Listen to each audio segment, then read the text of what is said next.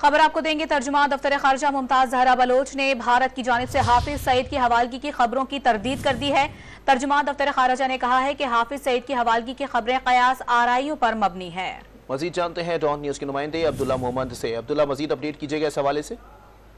जी बिल्कुल, कल से खबरें आ रही थी कि जमात दावा के जो सरबरा है हाफिज सईद, उसको भारत की जानिब से पुलवामा हमले में हवालगी का मुतालबा किया गया है, जिस पर आज दफ्तर खारजा तर्जुमान दफ्तर खारजा मुमताज जहरा बलोच ने मौक़िफ़ अपनाया और तरदीद की कि ये खबरें जो है कयास आराइयों पर मबनी है और हाफिज सईद की हवालगी की खबरें जो है इसमें कोई सदाकत नहीं है, न इससे कोई मुतालबा जो है वो सामने आया है और दफ्तर खारजा जो है कयास आराइयों पर मबनी जो रिपोर्टिंग है उस पर तबसरा नहीं करेगा। जबकि साथ साथ उन्होंने कहा कि मुस्लिम लीग जम्मू एंड कश्मीर मुसर्रत आलम ग्रुप पर भारत की जानिब से जो पाबंदी आयद की गई है उसकी मजम्मत करते हैं और ये सियासी और इंसानी हुकूक के खिलाफ है। इसके साथ साथ तर्जुमान दफ्तर खारजा ने बलूचिस्तान धरने के हवाले से कहा कि किसी भी कोई भी मिशन, कोई भी सफारत खाना जो पाकिस्तान में है इस वक्त है, उसको ये हक नहीं है कि वो बलूचिस्तान के धरने के हवाले से कोई मौका अपनाए। ये पाकिस्तान का अंदरूनी मामला है और पाकिस्तान अपने अंदरूनी